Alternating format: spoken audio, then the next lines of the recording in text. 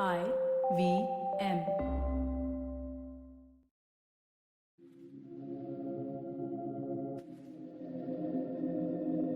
This is Audiogyan, and I am your host, Kedar Nimkar. Welcome to a deep dive into the minds of luminaries from the Indian creative world. Today we have S Vishwanath with us on Audiogyan. He's a water activist, the mind behind Bengaluru-based NGO Rainwater Club, a visiting faculty at School of Development at Azim Premji University. He's a civil engineer and an urban regional planner by training and has been working in the field of water and sanitation sector for over 35 years. I'm so honored to have you, Vishwanath, on Audiogyan. Thanks for giving us your time and welcome to the show. Pleasure, Kedar. Yeah. So I requested you to come on Audiogyan after hearing a fascinating podcast on Pulyabazi. As in Pulyabazi podcast, I've mentioned that in the show notes. And obviously the extent of which you can speak about water, if I have to draw a parallel, is almost like an ocean. So I thought I'll just keep this episode a bit deep and narrow the well. So basically understanding how our wells designed. So yes, let's... That's a fascinating history, and we can do enough on the well itself, Kedar. Water is an ocean, but a well is deep enough, as you put it rightly. Correct. Yeah. So I've come up with a few questions, and to begin with, if we can start at a more meta level, like how do you define a well? We have different sorts of reservoirs in India. There are a few in Rajasthan, step well and other stuff. So is there any classical definition of a well? Is there supposed to be like some source of water, some spring? Like how do you define it classically and contemporary maybe? Yeah, a well is just a hole in the ground which taps into something called an aquifer from where you draw water. And an aquifer itself can be imagined as a sponge. Where you pour water, it holds on to the water and then is capable of releasing it, right? So basic hole in the ground is a well. We've gone on to line it with bricks and stone in some places, and then we've gone on to give it architectural definition through those beautiful step wells and valves of Gujarat and Rajasthan. But at its basic, dig a hole in the ground, if you strike water, that's a well. Okay. But how do you then, as in like, I'm going to come to that point later on about the Manu Vadas, but then how do you know that there's water here? Because the water could be anywhere, right? I think one of the things with a well, which is classic about it, is that it's only found in certain places, right? You got to figure out which places they are. And this is a science behind it and a technology behind it. But the well itself as a construct is about 9,000 years old. The oldest we have found is 9,000 to 9,500 years back in Cyprus, in that island of Cyprus, and in Israel and in Jordan. Right? At some point of time, human beings figured out that if you could go into the ground and dig a hole, you would find water. Now, this liberated you from the tyranny of rivers and lakes. Now, the countryside was yours for you to go explore, occupy, and you could just dig a hole in the ground and get the water you needed for survival. So the first great conquest of human beings, of the countryside, of the development of agriculture, starts with wells. And you ask the question, where do you dig for a well? I think the earliest human beings also asked that question, where do we dig for a well? Perhaps the first wells were dug around river plains, river beds in summertime, or near the seashore, or close to lakes, where you're guaranteed water. Most probably a riverbed. You dug a hole and then you found water. And then you figured that you could perhaps dig it on the side of the river and find water. And then it started to become a science of its own. And then we'll delve into what the science of it is and how do we figure out where to dig for a well at a later stage. But to remind ourselves that the oldest civilizations in India, the one in Kiludi in Tamil Nadu, the Indus Valley civilization, the Harappa, Mohenjo-daros, all of them are named after rivers, but actually they survived on wells. Mohenjo-daro, for example, every third house had a well. Harappa had wells, and so on and so forth. Right? Were functionally what kept human civilization going for a long time and have not got their due because they have been confused with rivers and lakes and other things. Mm-hmm. And why did you say tyranny of rivers? Because at least in India, we worship rivers. Is there like some connect there? It's a play on words. The tyranny of the river is that it ties you to its boundaries or banks, right? Then you figured out where the water is from a well or a spring. You could not leave the river and go away for more than 24 hours. You had to come back because you needed water for survival. And if you need water for survival, you can't survive without water in the countryside, in the surroundings, right? So you would have, for example, lakes or talavs or ponds, but these would tend to go dry in summer times, and especially if there were years of drought. So the river's tyranny is that it holds you to itself. Civilizationally, it holds you, but the well liberates you, because now you go to the earth is holding the water for you, stocking it up below the ground, preventing evaporation to occur, keeping it filtered, keeping it sweet, and it releases it if you have the knowledge to dig where you have to dig. Interesting. And you said digging close to the banks or close to certain huge water bodies. There are these peculiar trees also, right? Which signifies that there could be water potentially here, irrespective of it's far away from some huge water body. Since when you go in summer to a countryside, and that the tree is green, obviously the tree is drawing water from the ground, from underground. So its roots have gone to the aquifers. Typically, roots are 20 to 30 feet deep. Only rarely do trees send in a taproot 50 to 60 feet deep. Most trees' roots are 10, 20 feet, thereabout. So if you saw a green tree in summertime, then you would be sure that there was an aquifer below.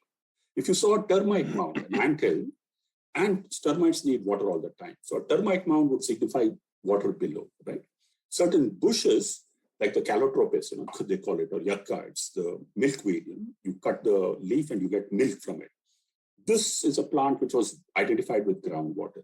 So typically, if you have these in a straight line, termite mounds and trees which are green in summer, and this calotropis, then you would dig below there and you would generally strike water. So studying the landscape, understanding soil, understanding trees and plants was essential to determine where to dig for.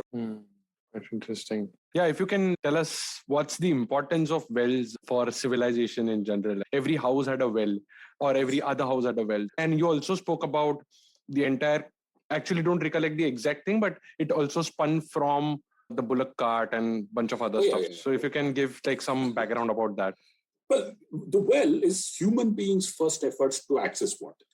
Before that, nature provided us water, right? From streams and springs and rivers and lakes. Nature was providing us water, and from rain, if you collected it. But the first time human beings put in an effort was with the well to access water. And therefore, that history started, as I was describing to you, the science of water itself. Because what is science but codified knowledge? And codified knowledge is transmitted from generation to generation. And that generational knowledge was, where do you dig for a well? Right? So I would argue that science develops around wells and water.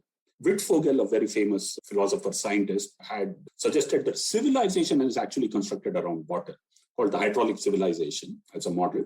That's been debunked a bit, but then his argument was that the structure of the state or governance itself is created around water because you have to arrange a bureaucracy to manage water. That was Wittfogel's argument. But my argument is that a well was the first scientific construct and the first human endeavor to access water. And like I was telling you, it liberated us from the tyranny of rivers and lakes. It allowed us the countryside to explore. And perhaps the first agricultures developed around wells. And the science of water developed around wells. But wells also spun technologies. Human beings by nature are lazy.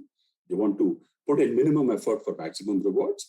So obviously, at a point of time, the well water would have gone down and you want to figure out how to draw the water. So you invented the rope.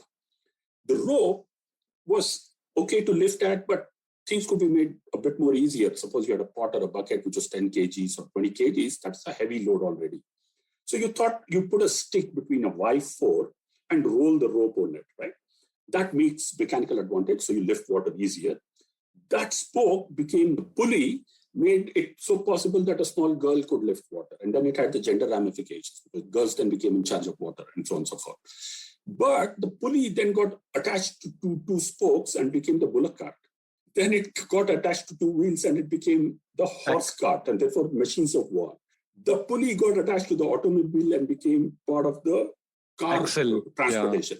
Yeah. And the pulley therefore resulted in the first traffic jam in the world, which is ascribed to cars. But it's not cars, but it's the well which is the cause for the traffic jams that we face now in Pune, Bombay, or Bangalore for that matter.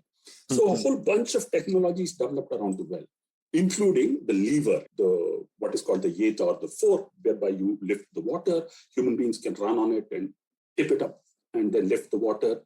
The pulley, which became the Persian wheel, where bullocks would go around and the Persian wheel would lift a chain of buckets up with water, the first pump, so to say. So science and technology have anchored themselves around the well civilizationally. Very interesting point. Just one more point, Kedar. Civilizations which have developed the wheel only civilization, and the continuous civilization at that, is a 50,000 to 65,000 year old one of the ancient people of Australia, who were cut off from the rest of the world by Australia being an island. They did not have the well, or very few wells. And they, as a civilization, never developed the wheel. For us, as a hypothesis to explore. But the well caused the wheel to develop, and the wheel caused automation, transportation to develop. And therefore, there is something great about the well, which really fascinates me. Yeah. We'll certainly come to this point again, because if the well caused the industrial revolution, so maybe the electricity has also depleted wells now. So you mentioned that like the earliest well which we have figured out so far is like 9,000. And I don't exactly can't place it in the timeline, but civil agriculture must have not been that old, right? It's slightly younger than this. So anything happened between the first well discovered or the first well invented to the time when agriculture started? Any insights? One of the first furrows discovered, which shows agriculture being practiced, is in Kalibangan, in the Indus Valley civilization. That's one of the first furrows there. And that's about 5,000 years old, right? Roughly 5,000 years old. So therefore, of course, the oldest predates the oldest furrow. But mostly agriculture would have been rain-fed in the beginnings. You just scattered seeds or you just picked it up. But organized agriculture had to work around water. And I would argue that the well was one of the supports of that organized agriculture. It could have been diversion of rivers through barrages and anicuttes, but it could possibly also have been around wells. And possibly the Harappan people were one of the first to use well water for agriculture, what you would call irrigation now as a practice. It's not been researched enough. There's been a lot done on water and a lot done on rivers and other things. But a well itself, unfortunately, few scholars have spent time in understanding the dynamics of the well. Yeah. And PhDs can come around. Yeah, it's worth exploring, definitely. Are there different types of wells in India with respect to water, with respect to structure, with respect to any brief there? Yeah. So broadly, typology-wise, you would have the Indo-Gangetic Basin, where the water table is very high, or used to be very high. Now it's depleting very fast. But here, the soil is sandy or loamy, and therefore you need a support structure for the well, which is completely a brick plastered well, right? So the brick goes all around and the whole thing is plastered. And the water comes from the bottom. So well is fed from the bottom. The aquifer feeds it from the bottom. Whereas in the Deccan Plateau, both in basalt areas and in granite gneiss areas, rocky areas, 2/3 of India, the well is generally lined with stones, basalt stones or granite or gneiss. These are uncemented, without lime or without cement, and they're porous. Water comes in from the sides as much as it does from the bottom. So these are the broad two typologies for wells. Fascinating wells, which are there with, for example, pottery lined wells in Odisha and Bengal. The modern well is being done with concrete drains. So these are the sort of broad typologies of the open. And these were designed, or these were like, they organically were evolving based on the typology or topology, or were they like looking at the topology, we took conscious efforts to evolve them? So here's the fascinating As in because thing. of the stone structure or the soil quality and stuff like that? Yeah, basically the old wells were unlined wells, right? So they were prone to collapse depending on the soil conditions and the weathered rock condition. But then a set of communities developed around the construction of the well. The Manwaddars that I was talking about, or the Boi or the Ode as they're called. So these people were skilled in digging deep and making sure that the well was reached. But they had a cousin community called the Kalluwaddars or the stone cutters. And the stone cutters would cut the stones for the Manwaddars to line the well. Community and social practice developed around typology of the well. And as people figured out what made it more robust, more stable, they started to develop the practice of using lime and brickwork and stones to line the wells, especially the richer farmers. The poorer farmers would still leave it unlined and it would be prone to collapse and so on and so forth. But as agricultural communities grew in richness, then the wells started to get lined, started to get decorated. And the apogee of it was reached when rulers or people with great money started to design those step wells, the Rani Ki Vaavs and the Chand Baudis and other things. Mm-hmm. And is there any reason why we generally have like sweet water or we have a peculiar water for the wells? How does it acquire that quality? Is it naturally in the groundwater or is it because of the structure? Yeah, so it's a characteristic of the soil. The rainwater falls, seeps through the ground, picks up minerals, and then the well taps into this water. And so generally what people would do is avoid places with high salt. what is called sodic land or sodic soil. They would go to places where the well water was sweet. That's how civilization developed. Because if it's salty water, then obviously you can't drink it, and the plants and the crops don't love it, because salt buildup in soil will result in crop cultivation being dampened. But not to say, many places the water was khara or salty. People still lived with it. They gave it that name, khara pani kuwa, mita pani kuwa. So those names also came associated with the quality of the water. But that's a characteristic of the soil and a characteristic of the place. It's so fascinating. Just everything is so naturally setting up perfectly. Some of the sweetest water is in the deserts of Rajasthan, right? Perhaps the Saraswati has disappeared below the desert sands. And in places like Jaisalmer, Jodhpur, you have kuas which are 100, 120 feet deep and have absolutely the sweetest water in certain patches. In certain patches close by, you can see salt water. So perhaps ancient river courses are being defined by wells now, where they're tapping into sweet water too. So these are fascinating constructs around the quality of the well water. One of the other fascinating thing is that well waters generally did not have fluoride and arsenic, generally, right? So fluoride and arsenic came with the bore wells, and that has been a problematic. Well, but isn't borewell a sort of modernized well? You just put like a thing. So how, like, anything to know about? So what an open well does is it taps into something called a shallow unconfined aquifer. That's the first weathered rock or the soil zone where the water is. So you dig and the water table is up for you to see. A bore well can tap into the same aquifer, but bore wells generally go deeper into what's called confined or semi-confined aquifer. That is, water between two rock layers, which is pressed together and kept together. So bore wells go deep into that and then pick up generally what would be called fossil water, or water which has been stocked up over a long time. Though now it's getting recharged by rainwater. But wells pick up water which is annually replenished. Bore wells pick up water which is decades old or centuries old, broadly to say. Wow. And it can so happen that when you start digging, you'll first probably stumble upon honey and then sweet honey. It can happen like that? It can happen. It can happen because it depends on the soil characteristic and the rock characteristic, whereas the confined aquifers or the semi-confined aquifers may be fed from a long distance, right? And they may have sweet water, whereas the soil itself may be salty, and therefore you would have salt water on the top, right? So that's also possible. In many places, that's also seen. Wow. So maybe we can come to this Manu Vadas, where they knew where to dig or probably figured out. Can you tell us about this community, like how they used to, slightly detailed, how they used to figure out, and then like how was there like a excavation, like today we see just JCBs digging something? How are these guys doing it? I've attached a few links from your blog post, but if you can just talk about it a bit, like how do these, or there are more communities doing this in earlier times? Generally, the digging of wells and the digging of tanks was with this community, right? The old community. They were an itinerant community. They would move from place to place, carrying their skills. And their skill was the soil, digging with soil. They would just use basic tools to dig for soil. And because they had developed this from generation to generation, one of the things, for example, is that they have broad shoulders and are capable of digging even in hardest of soil very quickly, right? And they can climb up the well using a rope very quickly. Not easy to climb up 20 feet, 30 feet using a rope, right?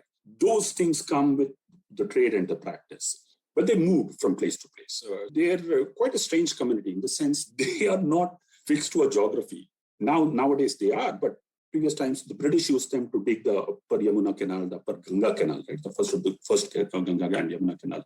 And they write in their books, they complain that this community would just up and go if there was some incident of a disease, or whether they had to pray to their goddess or something of that sort. They would just, the whole camp would move off, right? So that has been the characteristic of the community. But their ability to dig is phenomenal. And even now in Bangalore, when we work with these communities, a team of 4 or 5 can finish off a well in one day. A well which is 20 to 30 feet deep and about 3 feet diameter, they can dig that in one day, depending on the soil.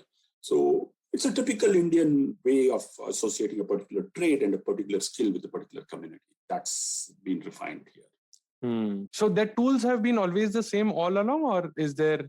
The basic of tools. It's just the basic. It's something like a javelin, which you call Gadapari, they call it in Kannada. They have different names for it. It's just that.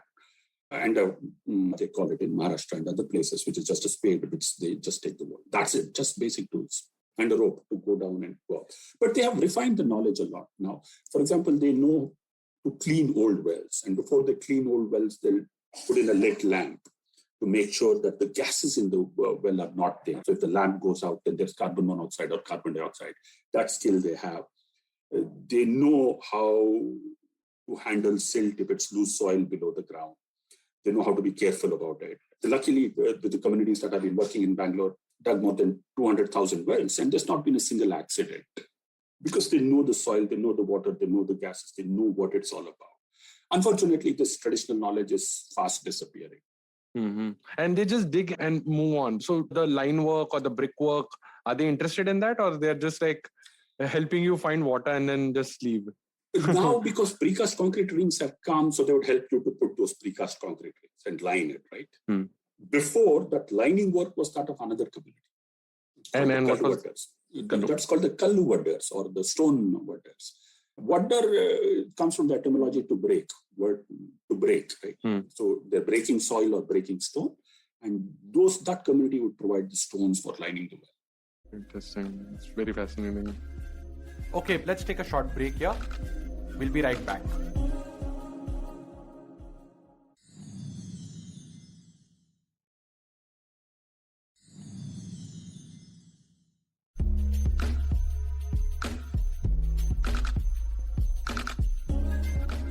Okay, welcome back to the show. So this digging of wells, or generally having the main source of water being wells for household use and probably personal use, I would say, is this a pattern mainly of India or any tropical belts, or is it across the globe? It's global. But India is one of the largest civilizations or nations dependent on groundwater. For example, we have 35 million to 40 million wells and bore wells, and we take out 250 cubic kilometers of groundwater annually, which is combined greater than China and USA for number 2 and number 3. Together, China and USA take out 220 cubic kilometers. We take out 250 cubic kilometers, just as one nation, right? Uh-huh. We've been a groundwater dependent society and civilization from the Harappan times with the open well to now with the bore wells and the groundwater and aquifers. And therefore, what we have evolved as a tradition is very, very Indian in the sense of the community digging these wells. It's very Indian. But wells themselves are ubiquitous. They're there all across the world. Mm-hmm. And any backstory of like, why did we then worship rivers when wells were like providing us everything? Strangely enough, we worship wells. So, for example, in Kodagu, different communities worship wells at different points of time. In Kodagu, the Kodavas worship the Kaveri in the form of the well, because the Kaveri river is their holy river, is their life and legend. But if you're far away from the Kaveri, the well replaces the Kaveri. So there's a Ganga Puja offered to the Kaveri through the well, right? So wells are part of worship. And there's an annual festival almost everywhere, all around India, for that, from a religious point of view. But on the other hand, wells have also been caste constructs, right? So wells have been dug for a particular caste. Higher castes have dominated certain wells. Lower castes were not allowed to use the water. That kind of caste discrimination also exists with the wells. Though the waters of the aquifer are one, through the well, we've started to discriminate using caste too, historically speaking. Nowadays, it's luckily getting less and it's going there. So it's a strange construct of the spiritual, the religious, but also the caste into this whole thing, business. Mm-hmm. Mm-hmm. Yeah, speaking about that disparity, you gave a brilliant analogy of wells being like a straw to suck groundwater for personal use. And when I look at it from that lens, you generally don't want to share a straw with some stranger, right? Yeah. So are there any pros and cons or like any more to this thought than like some other community or some other families not using my straw? Yeah, so I'll talk about the analogy. The straw analogy comes more with the bore wells. But with the well, here's the thing. It's a functional device which provides you water, right? But it's also a great communicator. So the well is telling you that summer is coming. Water tables are starting to fall down. So use me wisely and sparsely because water as a resource is running out, right? So you change your behavior based on the resource availability. Don't expect the resource to change its behavior based on your standards of whatever consumption, right? So the well is functional and communicative. Then it tells you that it's been a good year of rain. It's full, brimful, use it, plenty. It rewards you for good behavior. If you make a lake or a percolation pond nearby and recharge the aquifer, the well is full. It's rewarding you for good behavior. You dump garbage and pollutants all around, then the well is contaminated. It punishes you for bad behavior, right? So civilizationally and culturally, it's sending you a signal almost on a daily basis. I know of a lot of gentlemen here and women who go to the well on a daily basis, and they communicate with the well. They take their granddaughter and show her the well and tell her, measure the level of the water, hear the sound of the bucket, because that's one way of identifying how deep the water is, because sometimes you can't see the water. So then you multiply it by 9.81 or whatever meter per second is the velocity of sound, and then you figure out what is the depth of the water, right? So it's teaching you physics. So this communication and functional angle is what we have lost with the tap. Because with the tap, we don't know where the water is coming from. How much water is there in the dam or river? How long it will last us? We want our 135 liters per capita per day or 150 liters per capita per day. How do we get back the signals with water as a scarce resource is our big challenge. The metaphor is the well. So we've got to go back to the culture of the well, metaphorically speaking, whereas communication and ecological scarcity of the resource is known to every consumer, so that they make a wise choice about how much water to use or how much not to use. That's the parable of the well. The straw business is this. Aquifer is limited. Yeah, so whatever is there below the ground, this is very difficult for people to understand. The difference between the well and the aquifer. The well is a straw to tap into the aquifer. The aquifer can be big, can be small, depends on the characteristics of geology of that place. So can I, just for simplicity to visualize, the aquifer is a bed, is what you're talking about? It's a sponge bed below the ground. It's a sponge bed, which is probably running across just below like few meters down the main crust of the earth. So broadly in hard rock terrain, you can assume it to run to about 20 to 40 feet or 60 feet. Yeah. And it can be small, it can be just half a square kilometer, or sometimes it can be 50 kilometers. So that depends on where. So it can be. And in the Indo-Gangetic plain, it can run hundreds of kilometers also. And it's not linear, as in, because these days for New Mind, it's like there is like this MIDC and some pipes running across from cities to cities, right? So there's no connect as such. Broadly, aquifers of what are called sub-aquifers would be limited. It won't run into hundreds of kilometers. The sub-aquifers, especially the shallow, unconfined sub-aquifer. The generally perched aquifer end up very small, right? But we are trying to understand. India has launched a major program to try and understand the aquifers and sub-aquifers and map it at scale. It's called the Atal Bhujal Yojana. Through that, we are trying to understand it. We are still far away from it. It's going to take us some time to understand it granularly, but it's critical that we understand it. Now, the parable of the straw. The straw, we are sending into the aquifer. So think of it as a coconut. We are slipping in 10, 20, 30 straws and taking out all the water from the coconut, right? We have to flip it around. We have to put one straw to take the water out and put 50 straws to feed the coconut. So therefore, we make something now called a recharge well. A recharge well takes rainwater from the rooftop or from stormwater drain, filters it, makes sure it's not contaminated, and puts it back into the well. So it puts it back into the coconut. Wise communities are those which draw water from one well and put 50 recharge wells. Foolish communities are those which put 50 straws to draw the water out and make one or no recharge wells. Right? So we have to go back to the parable of the straw and make sure that what we recharge is at least 1.5 times what we take out. That is what will cause sustainability to us. Because we have to remember, it's the aquifer, it's not only providing us water from the well, but it's the aquifer which is feeding the rivers. Only if the groundwater table is full and high will water flow into rivers during summertime. If the groundwater table is very low, then rivers start feeding the aquifer. And therefore, rivers run dry in summertime. Why rivers are dry in the Indian subcontinental plateau is because aquifers have been depleted too much. The well is telling you what is the level of the aquifer. If your well is full, your river can be full. If your well is dry, there's very little chance of the river running with water. It may run, especially during the monsoons, for a couple of days or a couple of weeks, but during summertime, being fed with the aquifer, it's not going to run. So the well is signaling to you many things. We'd better listen to the well. We'd better learn from the well, and we'd better learn to respect the well and the aquifer. It seems like it's that safety tank which gives you a lot more indicators of the outside actual swimming pool. Exactly. And not only that, it's a barometer. It's like a thermometer, right? It's telling you the health of the ecosystem. So if the well water table falls below, let's say 40, 50 feet, even forests will dry up. Because the roots of trees can only go 20, 30, 40 feet. They can't go deeper than that. So wells near forests are telling you the health of the forest. Wells are talking about the health of the rivers. Wells are talking about the health of the aquifer and the water itself. So that's why we need to understand it better and learn to respect it, not do puja one day in 365 days, but do it every day, right? Yeah. That culture of respect of the well has to become a daily thing for us.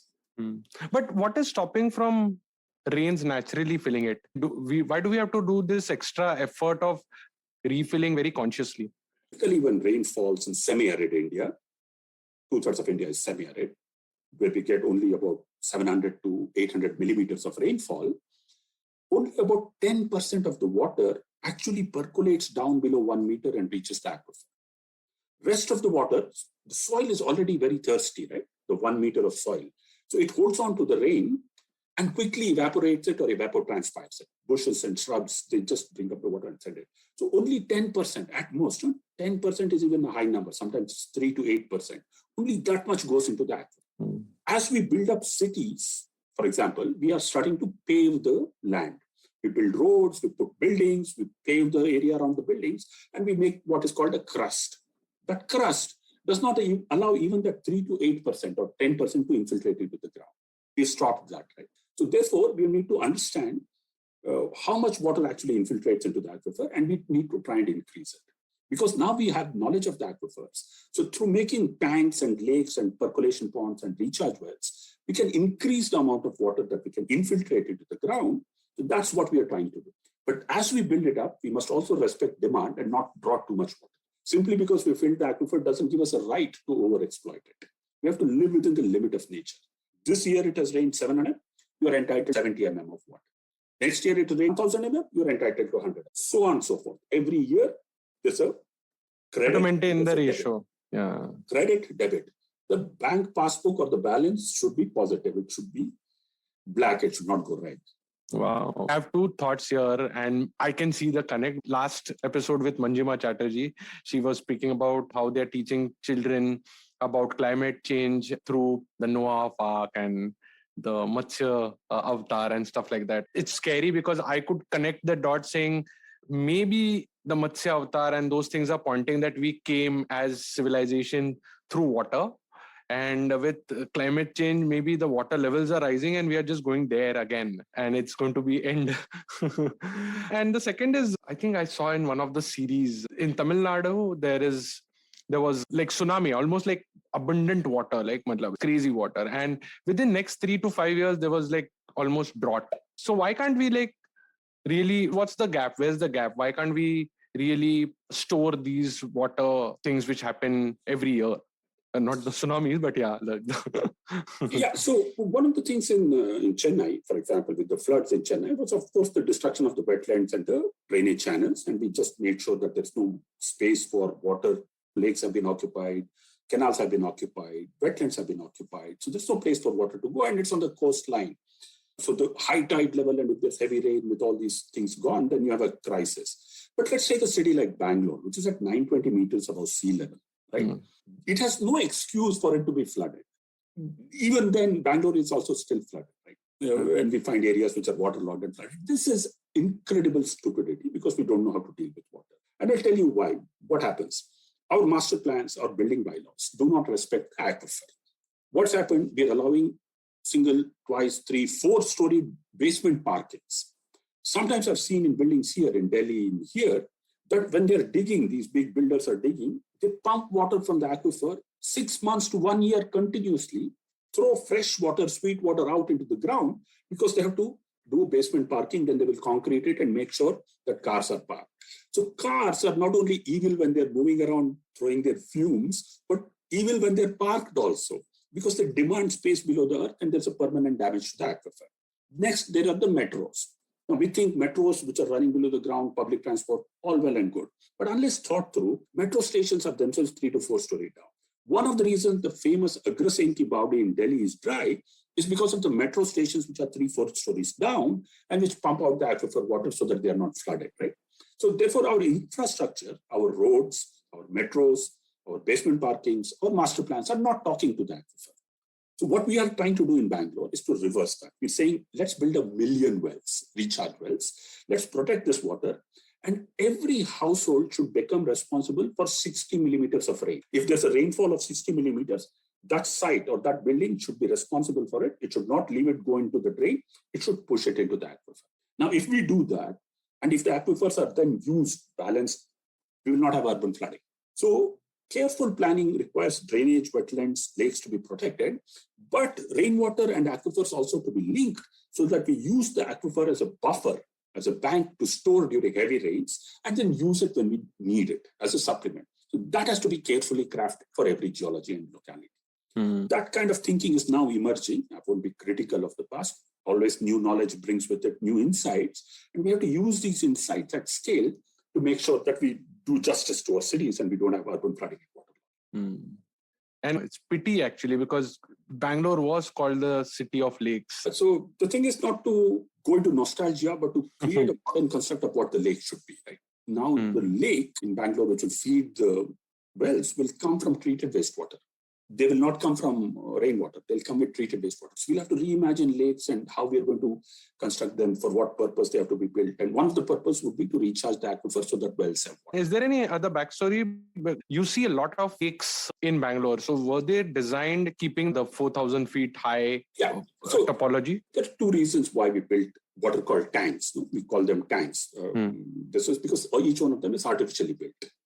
They're not natural lakes. Natural water bodies would be lakes. Artificial or human-made water bodies would be tanks. These tank systems are dated to be about 1,200 years old. 1,200 to 1,400 years old. We started to build these tanks. Perhaps they came from Sri Lanka because they're older there, 2,500 years old. Perhaps through the Cholas, the tank system came from Sri Lanka to India. Perhaps. Let's leave that history. But it was built because that was the only source of water. We had to hold on to the rain. It rained 30 to 40 days in a year, at best 60 days in a year. For the rest of the days in the year, we had to hold on to the water. So we threw an earthen dam or an earthen bund across a valley, held on to the water, allowed it to infiltrate into the ground, picked it up from the well as filtered water for drinking purpose. From the tank, we used it for irrigation purpose. But now what's happening is the role of irrigation is no longer existing in urban India. These tanks are not needed for the purpose they were built. So we have to find a new role for it. And unfortunately, what happened in the middle was wastewater or sewage started to come to these tanks, and they became breeding grounds for mosquitoes. Malaria became a huge construct. Cholera became a huge problem. Plague became a problem, late 1800s, and malaria till 1960s, 1970s. So the tank themselves, which were meant for irrigation purpose, became new grounds for vector-borne diseases. So therefore, we had to get rid of it. So a lot of the tanks were destroyed, were taken out because of this problem. We didn't deal with sewage together with water. We didn't think of the vectors, and we were densely populated. So now we have to reimagine them and bring them back. I'm not a nostalgist to say that all the 1,000 tanks of Bangalore should be brought back, but we should protect at least about 250 to 200, 300 so that an ecosystem is developed around it and we have ecological and cultural uses for it. But it seems like a cycle, right? Because if I understand correctly, we have been an agriculture civilization for many years. While the first point which you mentioned about the wells have manifested into today's industrial revolution. And the main reason for water depletion today is agriculture. So what has changed, or like why? And is it inevitable? Yeah, so technology is a relentless machine, right? The human being's quest for newer and newer technology is in his DNA, is in her DNA, right? That's what we do. So we used the steam engine. The steam engine needed water for generating power. That power was used to transport water. In Bangalore, the first pipe water supply schemes used steam engines to bring water from far away to itself, right? Then we developed the pump, the motor. Now we are capable of drilling 100 feet, 200 feet. Hard rock drilling rigs came from Denmark, USA, UK. We developed the technology of being able to drill to 2,000 feet for water now. The oil drilling rigs go even deeper. So we can dig deep, we can pump from deeper. We use diesel, fossil fuel to pump first. Now we use electricity to pump it. Electricity is generated from using water in thermal power plants, hydroelectric plants. And that same electricity is used to pump water out and then use it for agriculture and other purposes, right? So what's called the water G, or the water energy nexus. This is a relentless development, which is consumption oriented. Now we are realizing the linearity of it is not going to work. So we are trying to make sure it becomes cyclical. So then the cyclicity in creating cycles of water, in creating cycles of energy, making sure that carbon cycles are respected and more carbon is sequestered than let out into the atmosphere, will lie our salvation. Is it a bit too late? God knows. But should we put in the effort? For sure, we should put in the effort. Where should we start? Start with a well. Start digging a well, putting rainwater in, recharging the aquifer, bringing the water up, talking to the ground, talking to the aquifer, talking to the water, talking to rains. Yeah, I think I'm more interested in knowing more things now. But just to conclude, I wanted to ask you, which you briefly touched upon just now, like what systems can be designed in the current time? Yes, we are falling back on or discovering this cyclical nature of things, but are there more nuances to this where we can maintain these water levels, especially in India? Any best practices one can follow at home or in their places? Yeah, for sure. We have a lot of good practices. One of the good practices is a place called Hivre Bazaar, which is close to Pune, Ahmednagar district, where a sarpanch called Popotra Pawar and the villagers together, the Gram Panchayat, developed a system by which they would recharge, developing the forest, making contour trenches, putting water into the ground, and they put a ban on borewells. They said no borewell. But whatever water is in the well, we will share it. We will make sure that the water is distributed equally. One of the things with the well is that you should share the water with people who do not have a well. Construct of the well is such that if you have a well in your house and I need drinking water, you'll never say no to me because you'll get punya, right? There's an RAC in heaven reserved for you if you give me water for drinking and cooking. So it may be a private property, but it's a community resource. Hivre Bazaar has kept that as a community resource. It's made sure that every family has access to aquifer water, open well water. Neighbors feel to the others, right? So sharing water, banning overuse of water, recharging water, and living within the means. Every year they sit together and decide how much has it rained, what crops should be grown. This year the rains have been good, you can grow paddy. This year the rains have been bad, only millets and flowers, right? So that kind of community actions, after understanding the aquifer, putting in efforts to make sure recharge happens, but then drawing out only that much which has been recharged that year by the rains. That's the balance that we seek. Hivre Bazaar is an example. Chennai has been doing it. Bangalore is trying to do it. Cities and towns are trying to do it. Belgaum did it very nicely. There are good examples. We need to replicate them and we need to spread them as much. But again, then who's going to decide that we have, because it won't be democratic, right? So decisions of water have to be democratic. Water for long has been treated as a private resource. If I have the money, I can dig a well or a borewell, I can draw as much as water as possible. Water in the dams has been decided as a state resource. Only the government has control on the dam water and the canal water. But water, in essence, is a common pool resource. So we have to create the nature of the common pool resource, understand it, that it belongs to everybody, including non-human beings. And we have to decide water security plans at the lowest possible scale where it can be decided. And there's the famous Nobel Prize-winning economist called Elinor Ostrom. She lays down 12 principles for the management of the commons, which includes drawing boundaries, developing community rules and respecting those community rules, but ensuring equity. Ensuring that there is nobody deprived because of gender, caste, class, or creed, right? So that is the fundamentals of water. That is the fundamental lesson we have to learn from the well. That it provides, but please share the water equitably. Don't overuse, recharge, don't pollute, share. Awesome. I think, yeah, this is a good note to end this. I don't know, I'm short of words to conclude this also. Thanks, Kedar, but also one or two fascinating nuggets about it. Like there's this famous example of cholera in London, and John Snow, the famous physician, identifying where were these cholera victims drawing their water from. And he created the first map, which is now called GIS mapping, right? Geographical Information Systems. But he did it then without GIS systems. He just mapped it. And by closing and removing the handle from the tank pump, a lot of the cholera deaths were avoided. So, by putting science and knowledge to the business of aquifer and water and developing the human curiosity and intellect around it, we can solve issues of cholera, which we did. We solved issues of the guinea worm, which we've done, polio, which we've done, smallpox, which we've done, we've overcome.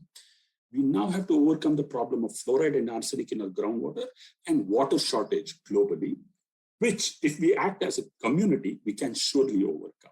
Right? So we need to push that common pool resource and the community knowledge activity that we need to get to our younger generations.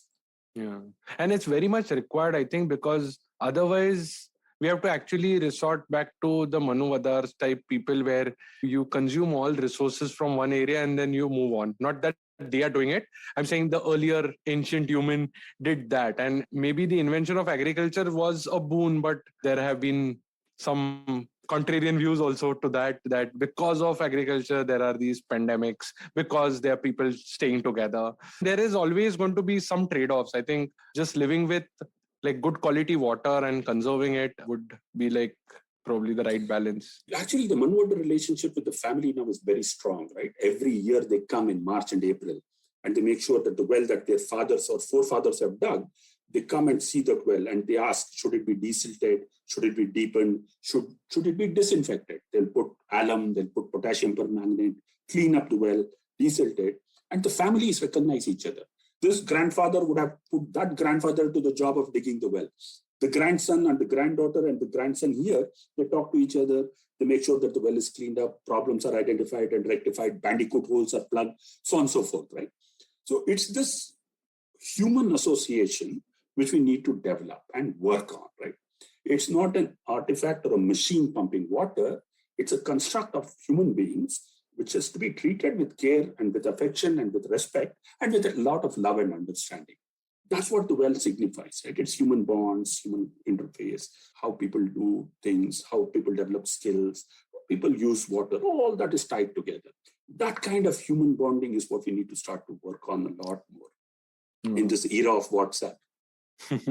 Absolutely. I was watching one documentary on Netflix, and like one of the definitions of design is just one word, which is care. Do you care enough to design it? Design it well, also has a pun in it. Cool. Thanks, sir, for giving your time. It was really wonderful talking to you.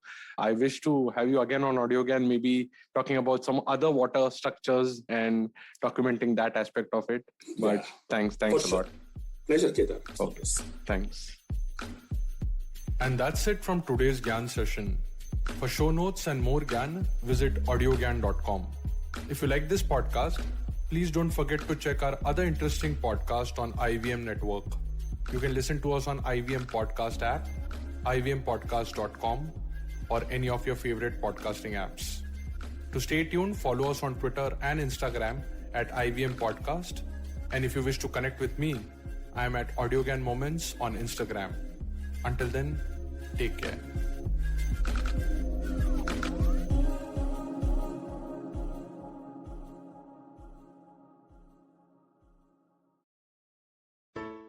Hello! It's been a great week on the IVM Podcast Network. On This Round is on me, Gauri is joined by Shweta Nanda. They talk about the financial independence and how it is to be a woman entrepreneur. On Anish Thing, Anish welcomes ultra-marathon runner Shivani Gharat. Shivani shares her journey of how she ran her first marathon, the mindset of a runner, and what it actually takes to run a full marathon. On Cock and Bull, Cyrus, Naveen, Akash and Shreyas talk about the Korean band BTS serving in the military and its repercussions. On Think Fast, Varun and Suchita discuss Wing Greens and their latest acquisitions and about the Indian sexual wellness market. And on Shunya One, Sheila Datya is joined by Dinika Bhatia, CEO and founder of Nuttigritties. They talk about coming from a business family and Dinika's journey in creating healthy and guilt-free snacking. And finally, we would like to thank our sponsors this week: Volvo XC40 Recharge, Bumble, Heads Up for Tails, Kotak Privy League Program, and HDFC Mutual Fund. Thanks guys, without you this would not be possible.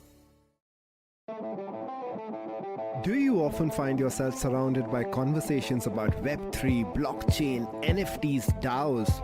What are these terms and how do they affect our future on the internet?